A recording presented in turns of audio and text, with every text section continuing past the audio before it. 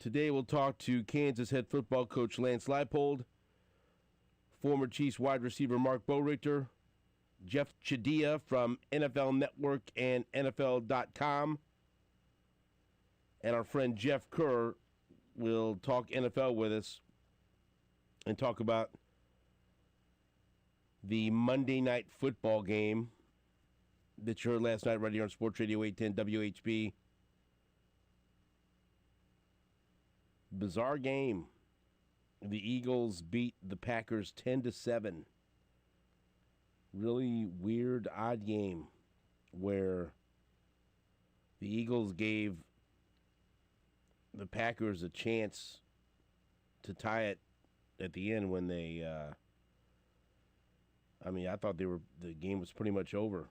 But every once in a while, I'll agree with Troy Aikman. And I did not understand what the Eagles were doing at the end of the game when it was a fourth down and the Eagles had it at the Green Bay 35 with, I want to say it was about 30-some seconds left. And I think 33 seconds left. And, they should have punted because you punt and you take a little bit more time off the clock and then you could pin them deep. I certainly would not have tried to kick a field goal in those conditions last night. But they went for it and they threw an incompletion, and that gave the Packers the ball there at the 35 with 27 seconds left. And, reasonable field position where all they needed to do was get in position for a field goal. And on the first play, on first down, if not for a bad throw by Love, who had Watson, if he would have led him, it would have been a completion for 30-some yards or more, and it would have put him right in field goal territory, but it was a bad throw. And then they did end up getting a completion, but it wasn't close enough where they could have a realistic chance at a field goal. They had to attempt a 64-yard field goal, but I thought Nick Sirianni and the Eagles got away with a bad decision at the end of the game. But they got away with it, and the Eagles end up winning 10-7 over the Packers. And so put the Green Bay Packers in that group of teams that really can't figure out because, look, for most of the night, that was not a fun game to watch. They didn't score touchdowns until the fourth quarter. It was 3-0 going into the fourth quarter. It was scoreless at halftime. And then finally, the Eagles broke through with a nice touchdown pass. It was a long catch and run to Saquon Barkley, and then that set up a 36-yard touchdown pass to Devontae Smith. And that made it 10-0. Then, of course, the Packers woke up, and they drove down and scored a touchdown. And so they had dueling touchdowns in the fourth quarter, but then that was it, and the Eagles win 10-7 over the Packers. So Eagles move on to 7-2. The Packers are 5-3-1, and again, another one of those teams very difficult to figure out in the NFL. They look great some weeks, they look terrible other weeks. Just look at their resume, and look what's happened to them the past couple of weeks after they started the season off with a really impressive win over the Lions. They have losses to the Browns. They have a loss to the Panthers. They lost last night. It's no embarrassment to lose to the Eagles, but only put up 7 points. That's odd. But yeah, I don't know if Green Bay is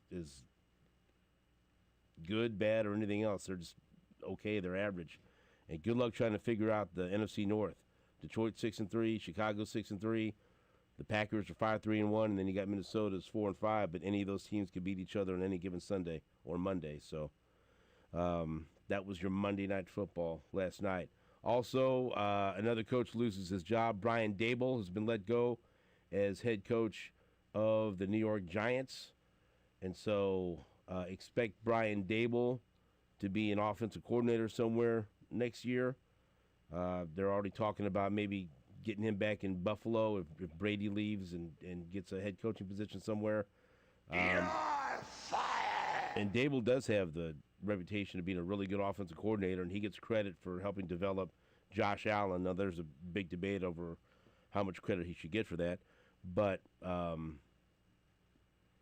he ends up paying the price for all the Giants' collapses this year, and he does get credit, though. Reading different accounts from the New York media, he was a guy that pounded on the table for the Giants to draft Jackson Dart, and it looks like they nailed one there. He looks like an impressive young quarterback. But Brian Dable, former Chiefs offensive coordinator, loses his job, and so another vacancy out there in the NFL. So, how you doing, Nate? Good morning. I'm well. How are you? Yeah. Doing it, man. Yeah. Getting through it.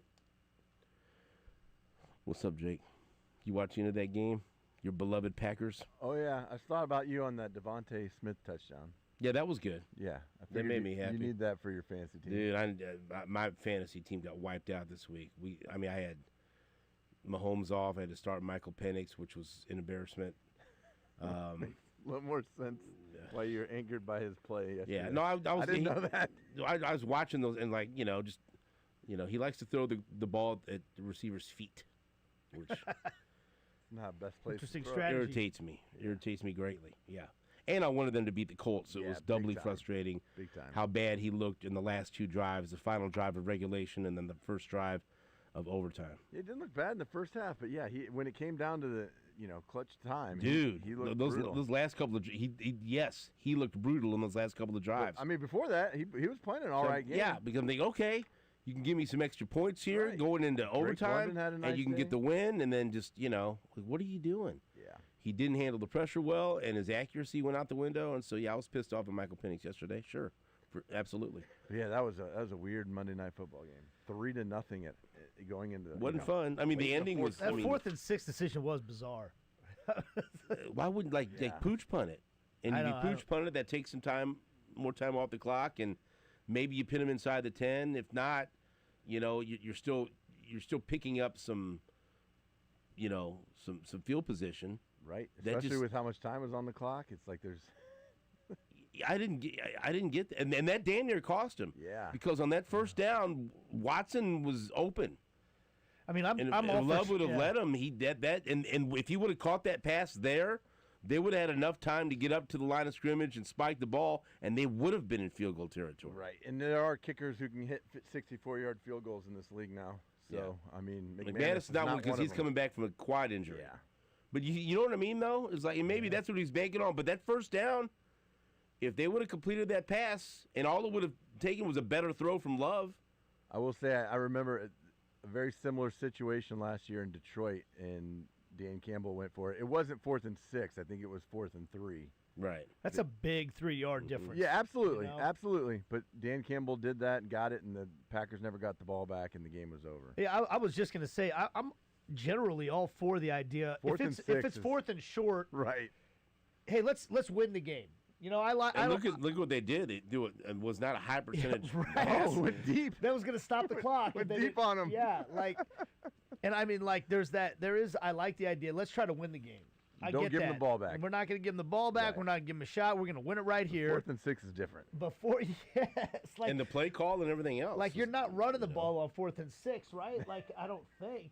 I don't know. I mean, if you. Not typically, you're not. And also, where are you going to give them the ball back? The 35. Yeah.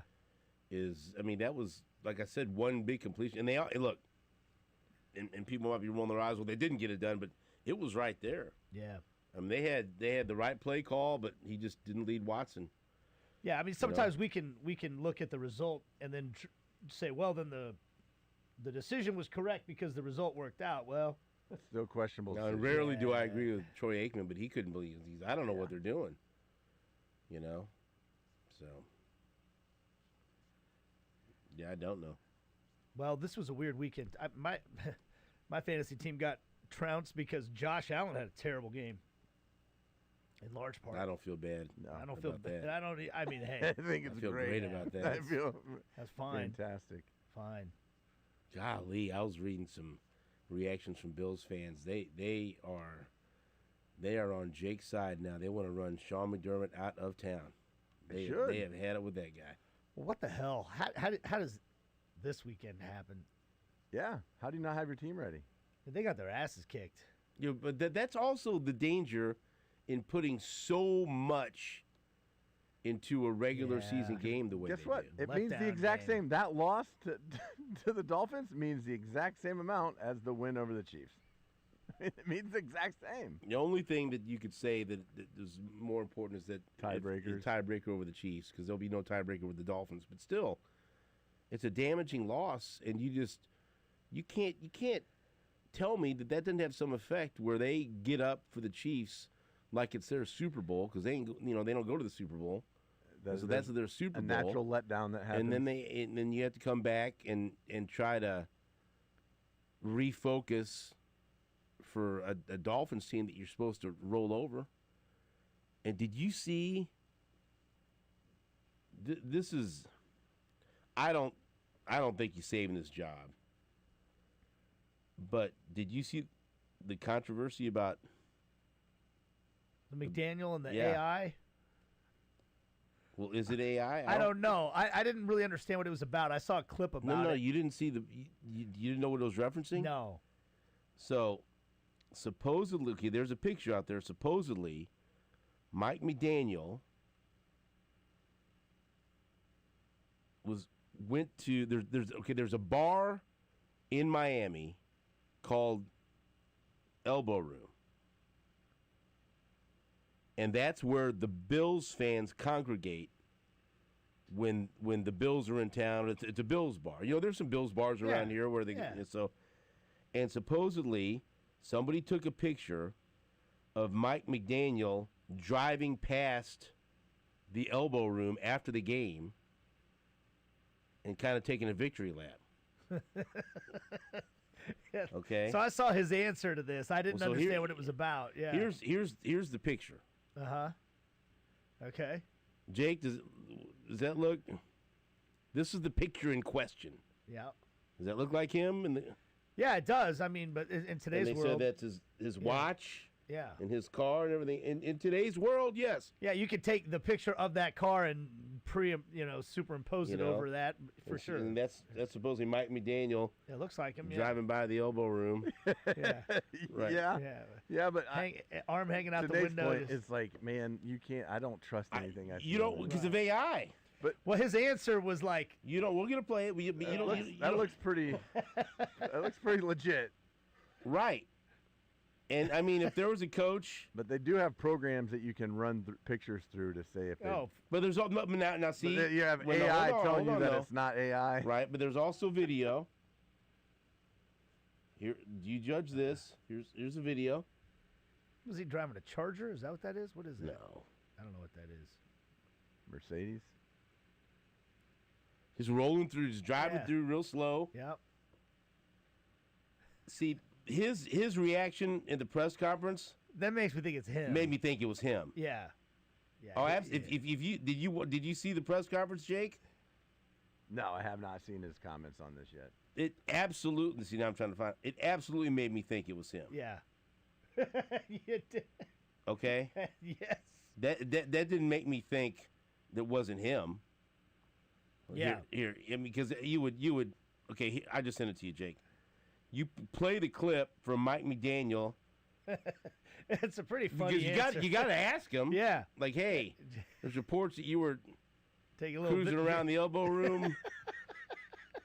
Taking a victory lap with the Bills fans. Which is was pretty that really, hilarious. Yes. Okay. Now this is how he answered the question.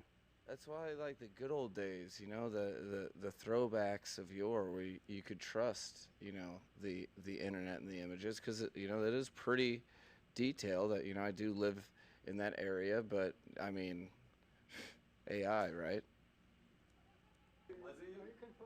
I mean, I live in that area. AI is real. That's what I got for you. No, for the record, I did not answer it. That's the punchline of the humor.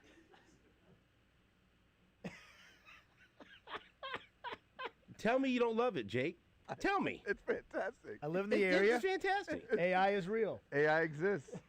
The days That's of my yore. answer. I mean, play it one more time. Listen Back to when you him. could trust the internet. Right.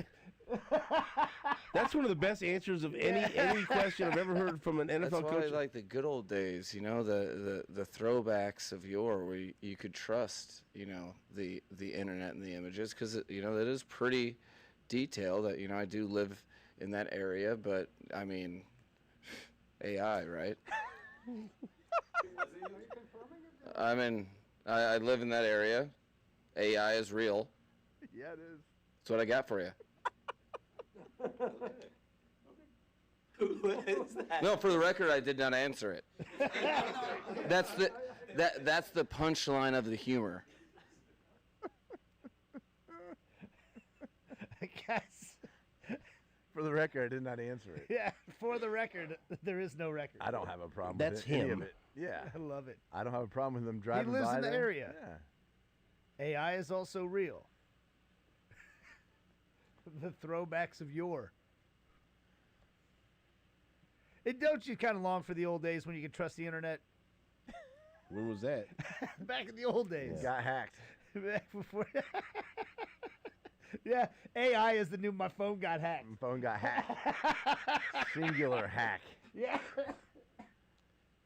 Yeah, now instead of saying, oh, my phone got hacked, you just say, AI. Wasn't me. Well, It's fantastic. yeah. That's fantastic. Yeah.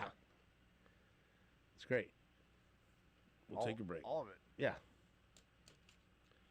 I think that should save his job, to be honest with you. I agree. All right? I'm bringing him back. We'll take a break. Back after this on WHB.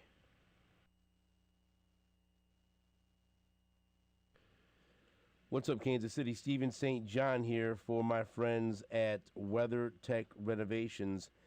And the chilly weather is here.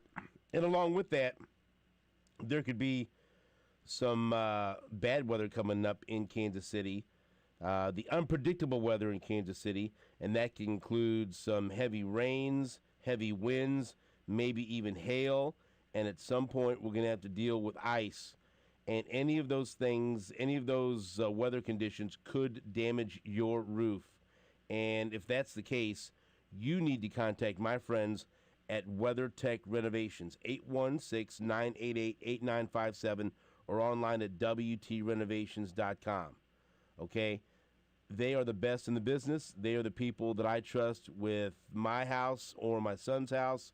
And you can call my guy, Brian Donegan, and his rapid response team. They'll stop the leaks before they become major problems, so don't wait. If your roof has leaks, missing shingles, any kind of storm damage, you need to act fast. You need to act fast and call my friends at WeatherTech Renovations. Protect your home with WeatherTech Renovations, where quality meets peace of mind. Give them a call today, 816-988-8957, or online at WTRenovations.com.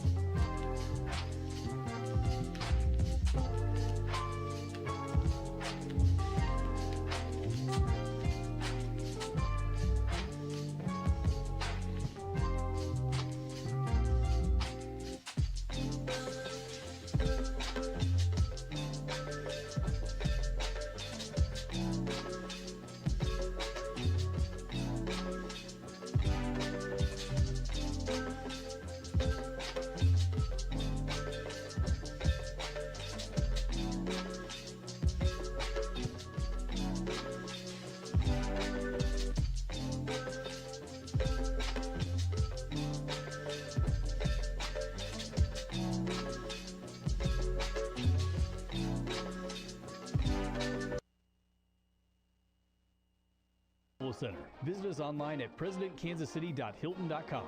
The Hilton President Hotel, the official hotel of New Day with SSJ and proud supporter of Kansas Athletics.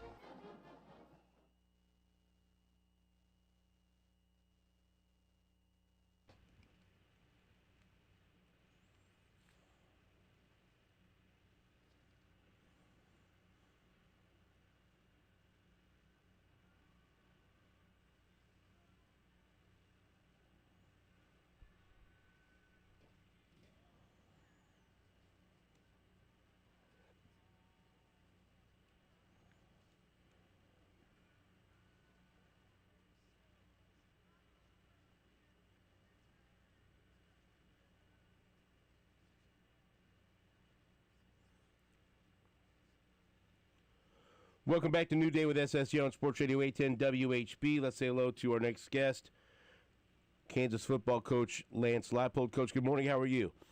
Good morning, guys. How you doing? I'm doing well.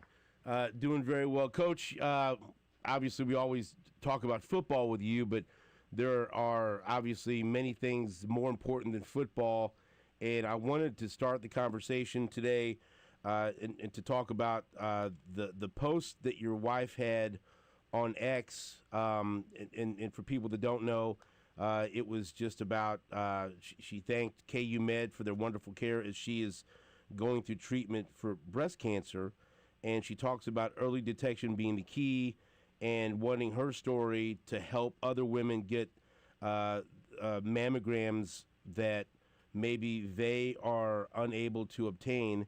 And she has a link here that we reposted and we'll repost again during this segment, and giving people the opportunity to donate.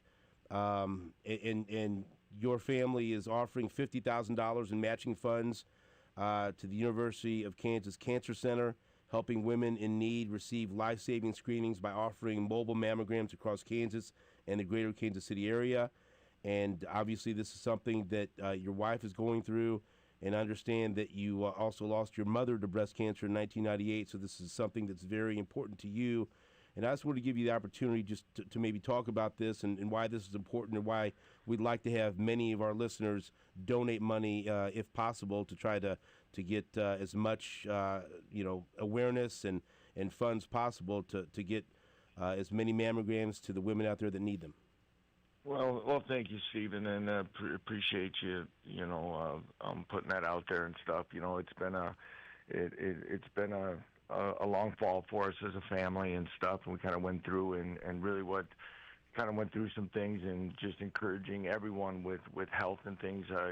Callie and I both we'd heard about like executive physicals and full day physicals and things like that, and we had decided to go through KU Health and things to do that this fall through our open dates and stuff, and she did hers first, and obviously detection and further testing was happening, and we had the unfortunate news, and so as we went through this and as things kind of progressed, she as she had stated in her post, is that if her story can get someone else to want to do it, to get tested early and stay on top of things, then it's worth sharing and doing, and everything that she will go through. So, and then, okay, what can we do to help people, and that we've been blessed in our situation to try to help and try to get more people that maybe put things off because they don't feel financially they can make it,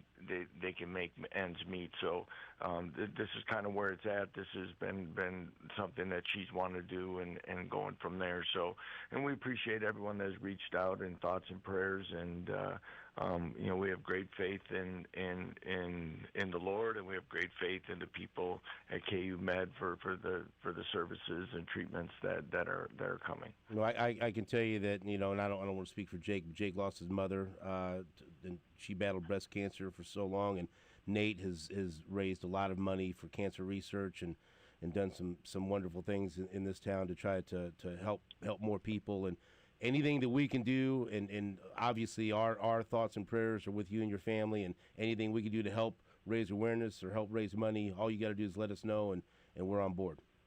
Well, I appreciate that, Stephen, and they kind of went through that. I kind of say, as you mentioned, my mother went shortly after I graduated high school, and she battled for 16 years, and back up at the University of Wisconsin the hospital there, and led a lot of experimental treatments to be done during her time of battling it, and I think in some way, shape, or form, this will have come back to help Kelly and has many others. And I know you've always been very active in supporting a lot of causes in the area, Stephen. It says a lot about you and the people there at the station. So thank you.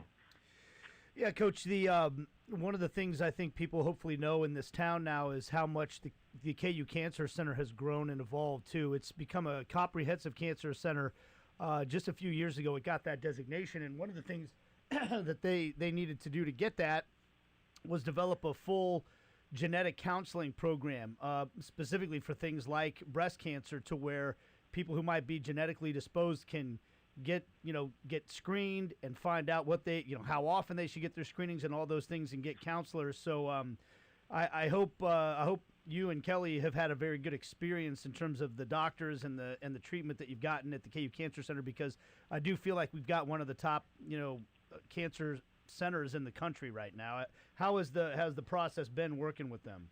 It's been very good. We've been very pleased, and the continual contact and things have been very much to our pleasure and things. So Kelly was a former nurse, so she's got a pretty good understanding of a lot of things that kind of happen in that world a little bit, and has a good understanding of what to be asking in that. So, but again, so dialogue's been very good, and again, very pleased. All right, I shared the link at SSJWHB if anyone wants to click on that and donate to the cause. We would all greatly appreciate that.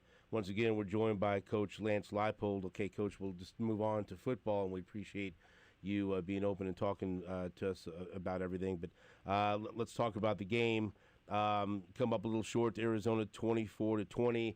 I know a lot of discussion was about the decision to kick the field goal on 4th and 2, but Jalen Daniels couldn't go back in the game, and I was a little confused exactly about the rule, because I guess I just assumed you could call the timeout and like you said, buy him back in the game, but you can't, and so that's just a bad situation. So what exactly happened? Was there clarification as to why they pulled him out of the game? I know he took a hard hit and he fumbled right before that, but what exactly happened that led to him being pulled out of the game where you couldn't put him back in the game? Yeah, the referee, the white hat, made a decision that after the hit he got up and was it was a safety risk of I guess for lack of better possible he was dazed in some capacity there, that an official decision for safety to take him out, that he'd have to be looked at, and which is different than if your helmet comes off during a play. If your helmet comes off and you have to leave the field for a play, you can call a timeout and get the player back in. This one, off of injury and safety, you cannot. So everything initially when it happened, we were going to go for it. When that happened, obviously, discussion, I made the decision to go for the field goal. Do I second guess myself, as like many others have probably? Yes, I look back at that, and not just we have a field goal kicker that had missed all year. Our defense had played what I thought was some of our best football, especially in the second half. We had 5 sacks. It was like, take away the opportunity for a field goal to put it into overtime. They got to get a touchdown to beat you, and play it that way. That was a decision that I made, and obviously we missed the field goal and we give up the touchdown, and disappointing ending to the game. Coach, in all the years you've been, once I found out that Jalen Daniels wasn't available in the play, it changes the calculus on everything. As you said, have you ever had that situation before in your entire time of coaching where all of a sudden you're facing a crucial play in the game and a decision as to whether or not you're going to go for it, and your starting quarterback has been deemed unable to play? Yeah.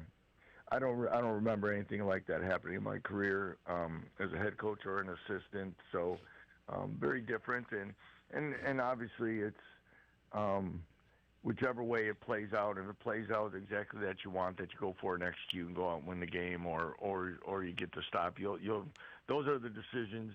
If something doesn't work, you'll always be heavily scrutinized, and I understand that. And though disappointed with it all, and that I know our guys played hard. I thought we played one of our better games of the year. Yes, we could have done better in different. We had some other opportunities that we left out there, but all in all, our guys are down. We're going to meet here in a little bit for our first practice of the week, and we got to turn the page and with another open week here to get ready to go to Ames, Iowa. One of the positives, though, Coach, was that pass rush. That was as good as I've seen it all year. What do you take away from that? Why do you think you guys had such a good game when it came to getting after the quarterback? Yeah, that was, we threw a couple different looks and coverages, and I think we forced him to hang on to the ball a little bit longer than maybe than he had in the past, because he was so good and so accurate at getting the ball out.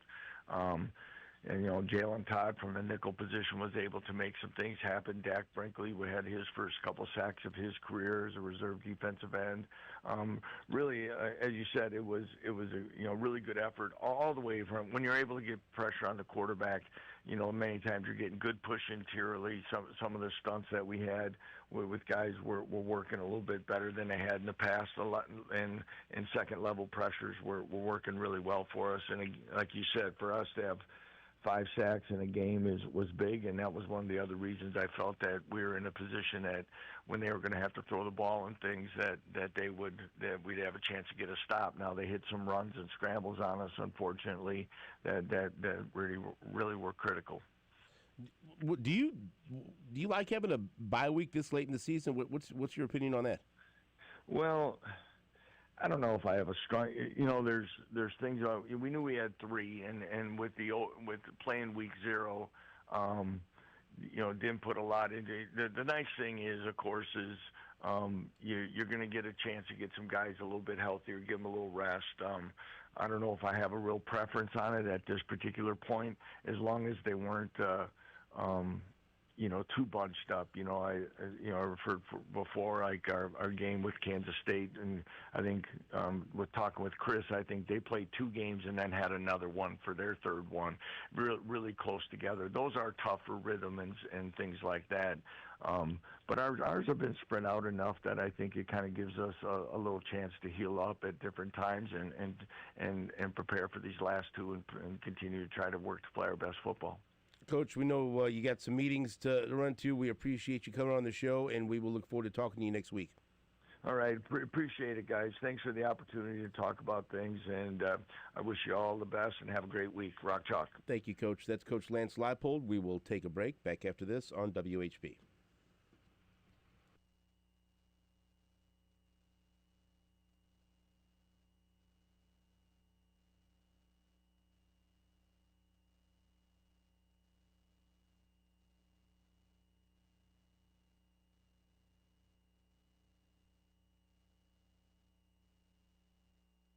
What's up, Kansas City? Stephen St. John here for Healthy Sleep Midwest. And you've heard me talking about dealing with sleep apnea and just not being able to use a CPAP. I know some people love it. Other people, it just doesn't work for them. That's why I was very glad to talk to my new friends at Healthy Sleep Midwest. And that gave me an option that has really worked for me. If you would like to check out Healthy Sleep Midwest and see what they can do for you, then I would encourage you. You know what? They were very informative when I went to them, and they explained exactly what this oral appliance could do for me. And it was a very simple process to get fitted, and it's been a real game changer for me to go to Healthy Sleep Midwest. And now I'm sleeping better than ever. And one thing that my wife has told me that she's very excited about is I don't snore as much, and so that's a big deal. And so if you deal with heavy snoring, if you've dealt with sleep apnea, if you've dealt with any of those things, then perhaps Healthy Sleep Midwest could be an option for you. What you need to do is give them a call at 816-SLEEP-DOCTOR. That's 816-SLEEP-DR, or visit healthysleepmidwest.com and talk to them about the custom oral appliance that helps you sleep comfortably through the night. And if you've already met your 2025 deductible, now's the perfect time to get started. Medicare patients could even pay little to nothing out of pocket. Healthy Sleep Midwest helps you rest easy, feel merry, and enjoy the season. Call 816-SLEEP-DOCTOR or visit healthysleepmidwest.com.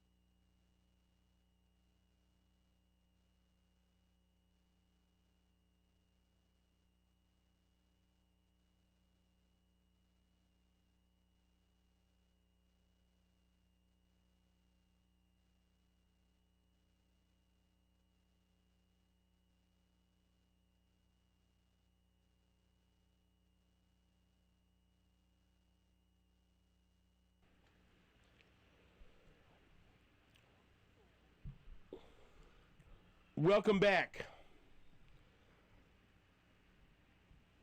to New Day with SSJ on Sports Radio 810 WHB.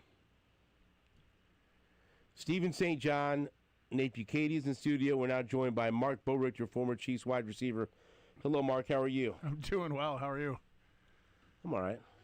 Are you? Yeah. I'm battling back. I can tell. How you been? I'm doing all right. Doing all right. It's Broncos week. That it is. Man, this is the biggest Chiefs-Broncos game since when?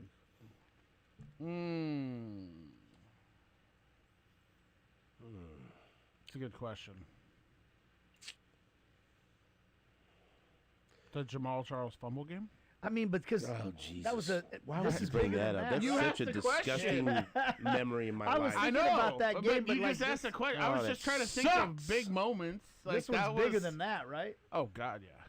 Yeah, This that was is- opening night. So yeah, Yeah, because this we didn't is- know yeah, if either this team. is- I mean, this game, like we know what's on the line with this game. Like the Chiefs, if they want to win the division, they have to win this game. This is. I don't want to call this the single most important game of the season, but it is right now for the Chiefs. It is. I don't want This to, is- but I will. They This can't win is- the division without winning this game. No, they can't. And I'm going to tell you this, too. You dropped this one. We've been spoiled here with this team and organization over the last, 8 years with Patrick Mahomes here. That we've been able to see them potentially pull themselves out, right, and get themselves into the playoffs and go on a run here still no matter what happens in this game. But you have virtually no shot to win the division if you lose this game. Now, you can still make the playoffs if you do, but it is an uphill battle. And this is, to me, this is do or die for this team this year. That's where I'm at with it. You've got a Broncos team that obviously has a really good record, but when you look at who they've beaten, it's not the most impressive resume. All that being said, it is a Broncos-Chiefs game, which is a rivalry in itself. We all know the importance of that, regardless of what's on the line, for the Chiefs and the Broncos in this game. But this is a big one. This is certainly a big one. This to me is the game that's the defining moment in the season, though. Right? It either goes upward trajectory in a positive direction for you, or it goes real fast downhill. I love the overconfidence from the Broncos fans. I'm looking at this post right now from a Broncos fan. Don't run, Chiefs fans. Y'all had the last 9 years. The next 9 years belongs to Broncos country. Oh wow, Let's ride. not just even this year. Right. 9 years, huh? Right. Okay. I'm not on the Bo Nix bandwagon. I'm not. I think he's overrated. About every 4 games, he looks good. Let's just hope that's not on Sunday. I mean, look, and I know they have a mini bye because they played on Thursday against the Raiders, but the Chiefs have a full bye week. They have every possible thing that could be motivating them. Mm-hmm. They need the win for the playoffs, for the playoff picture. They have to have the win if they want to extend this streak of winning the AFC West. They just have to. And I know that you'll never get Andy Reid or anyone else to say it's a must-win in that situation, but it is. Because it's just the math doesn't work out for them to be able to come back and win the division. They can, of course, like you said, still make the playoffs if they lose this game. But, I mean, I think it's a simple – if they win this game, they're going to win the division. Because I think it's gonna start to steamroll, and I think that'll put doubt in the Broncos' minds. And I think you know what it's like when you're in a long winning streak, and then when it finally breaks, that I'm not saying it breaks the team, but then once that first loss comes, then the next one seems to happen a little easier. You know, and I think.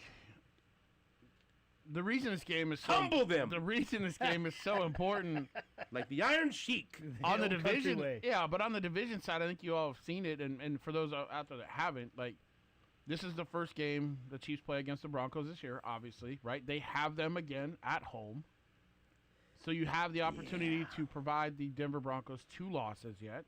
You still have a game against the Chargers to come in the division and one against the Raiders. Now, the Raiders are the Raiders, so you don't really worry about that one, but that's a win you got to have in order to win the division, too. But you have 3 games against your divisional opponents here, the back half of the season, where you can hand them all a loss and control your destiny to win the division. But it starts on Sunday against the Broncos. If you don't do that, mathematically, you're not completely out of it, right? But I think the percentages go down to like an 8% chance that you can win the division. We're talking about whether or not they can make the playoffs. Yes, if they lose and this that's game. my That's biggest a concern legit on threat. this game, on this piece is, obviously, if they win this game, you're like, okay, this is good. You know, they're putting themselves in a position to make a run here. But if they lose this game, guys, now we're talking about their playoff lives. Mm-hmm. And there's a lot of ball still to be played. I will admit that and look directly at that, too, because there's a lot of time for this team to continue to rebound from this Buffalo loss and go on a run. But now it starts to creep in a little bit that now you're fighting for your playoff lives. Because you're out of the playoffs right now, right? They're still number 8 based on tiebreakers. Yes. Yep. Okay. Now you lose another one. And, again, in the AFC, you have lost to Jacksonville. You have lost to Buffalo. Those are 2 teams that, obviously, the Patriots right now are sitting on top of the AFC East. That doesn't necessarily mean they're going to win that yet, but because there's a lot of ball to be played. But those are 2 teams that if they finish second in their division, you lose the tiebreakers to based on the head-to-head. So this is a big one. This might be one of the bigger regular season games that we've seen in quite a long time for this organization, to be honest. And I'm not trying to overplay it, but that's actually where it's at. That is where it's at. That's where it's at. This is the way it used to be when the Chiefs would go play the Broncos. Yes. Every year, starting basically with when Marty Schottenheimer took over. Yep. What you'd look at the schedule, I would get so excited to look in the newspaper to see the schedule when it was released, you know. All right, when do they play Denver? Okay, there it is. I mean, literally circle it. I would circle it on the schedule because that was the game I was most excited for. Yep. Because you remember for a while they couldn't win in Denver, and that long streak was finally broken by I know. You don't have to tell me that. Joe Montana. And broke it up. I don't know if we ever won in Denver during my time. Right, here. but I mean before you got, you know, but even before that, they couldn't win in Denver. Yep. And then Joe Montana came and delivered us from John Elway. Yep. And so this is what, you know, look, I always was a Chiefs fan that went to games that were half filled with my grandfather, and it just wasn't a thing until Marty Schottenheimer and Carl Peterson and Derek Thomas and, you know, Neil Smith and Christian Okoye. And then it became the thing in this town. And the rivalry, like my grandfather's rivalry, was the Raiders. Yeah. Okay? My rivalry that I grew up with when I became obsessed with football, Chiefs versus Broncos. Okay, so. And it's back to that right now. Here's my history with this, too. Okay? And I don't know if you guys know this or not, but. And I'm titillated. So. My father was the head basketball coach and athletic director at Adams State College in Alamosa, Colorado. Okay, so from my preschool years through 4th grade, I lived in Colorado. Okay, in the 80s. Right, we moved to Nebraska in 1988. So this would have been early John Elway 80s. This would be they were going to the Super Bowl. Yeah. Right. This would be. The 3 Amigos with Freeman, Mark Jackson, Ricky Nattiel. He came in the league with those guys. 83? Yeah, right? Carl Mecklenburg. Greg Craig. Okay, I'm Steve Atwater, Dennis Smith. Like, I'm starting to rip them off, and people are going, what's going on? I grew up when I learned Gary Kubiak is the backup career. Dan Reeves was head coach, right? Like, my early childhood, I was a Broncos fan. Because I grew up in Colorado. And even when I moved to Nebraska, I was still a Broncos fan. I also became a Chiefs fan at that point because we got the Chiefs in the early game, right? And you got the Broncos regionally, usually, with the late game. But the foundation of football for me at a very early age was becoming a wide receiver and catching footballs from John Elway or somebody else in the backyard, okay? So this rivalry for me runs really, really deep too. Just because of you talked about your family history in this rivalry and looking at the Broncos game and everything else. This one goes back for me personally too. When I look back at my childhood. So, and to top that all off, going to school in my hometown at Hastings, Nebraska, in Hastings College, we had a ton of kids from Colorado that came out to school. So I have a ton of friends from college that went back to Colorado, who live in the Denver, Colorado Springs, wherever, in the state of Colorado. I have not heard from any of them yet this week, but it will happen. It's Tuesday. It will start to happen here probably today and tomorrow. So this has always been a game that's been close to my heart, I guess, anyway, as a part of all that. But this is as big a one as I can think of in a long, long time. I'm going to say biggest one since Pete Stoyanovich for president in that 97 season when he hit that field goal, the knuckleball field goal that I watched highlights from that yesterday. I can't imagine there's been a bigger one since then. Danon Hughes caught a big touchdown pass. And then Rich Gannon, and see that I hate watching that game because I see Rich Gannon winning the game and leading the team. Yeah. To putting them in position for that game-winning field goal. Yeah. And then knowing that when they played in the playoffs, it was not Rich Gannon. Right. Because why would you have the guy that helped you beat him the first time around? Right. Why would you do that? And then it was Elvis Gerbackup that was in there. So I'm sorry. It's just, There's a lot of history. There's been a lot of great games. Marcus Number Allen one, scored a couple of touchdowns. Yeah. It was great. And it was funny. It was one time Derek Thomas beat Zimmerman and just went right around the edge, sacked Elway, and then you see Derek Thomas like saying something to Elway, and you thought he was talking trash, but he was telling him, "Give me the football. That's my 100th sack." And so he takes the football, and then the referee's trying to take the football back from DT, and DT's no. And he holds the football up, and it was right. It's like we're in the middle of the game, and they go, the Derek Thomas wants that football. That's sack number 100.5. So I really did watch highlights from that yesterday. I really did. You're getting yourself ready. I like that. Why wouldn't I? I watched that kick go through in a hotel on the way back from watching Peyton Manning in Tennessee play at Arkansas. With some of my college buddies. We drove to Arkansas so we could watch Peyton Manning play. We were driving back home. I was in the upper level, maybe in the couple of rows from the top of Arrowhead with the Cooch. The Cooch? Yeah. Hey. The Cooch was fired up that day. It was. Shoes on the other foot now, though. The Chiefs are the ones with the quarterback. Now it's the Broncos with the defense and finding a way to win games. Because that 97 team was a team that kind of found a way to win games a lot of times. With their defense, turnovers, special teams. That's what the Broncos are doing now. I'm trying to see when I went to the last Chiefs-Broncos game at the old Mile High. Was that under Gunther? Was that yes. I was at that game as well. Year 2000. Yeah.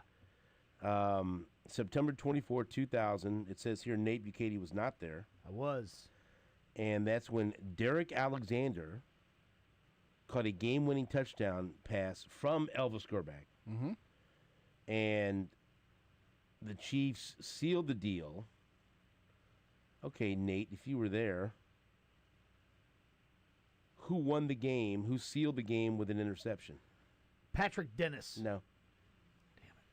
Damn it. I was fairly hungover at this game, by the way. In the 1997 at this game? This is the year 2000. 2000. What? The year 2000. Very muscular linebacker. Marcus Patton. Dang it. Mark Bowman was at the game. You weren't. I wasn't at the game, but that's my I was at the game, but yes, I was Marcus Patton. I love Marcus. Wearing his You're cowboy damn right you hat. love Marcus Patton. He played with him in 2002. He was great. He looked like a bodybuilder. Oh, God. 23 to 22. Physical specimen. And let me tell you something. I can promise you, I almost got my ass beat that day. Because we know that was the last Mile High, and there was a lot of talk. And thankfully, I was on a bus with other people, and I got the hell out of there. Because that was a day that young Steven was not going to be silenced. That was my only trip to the old Mile High. Jake's silencing me right now. He says break. Back after this on WHB.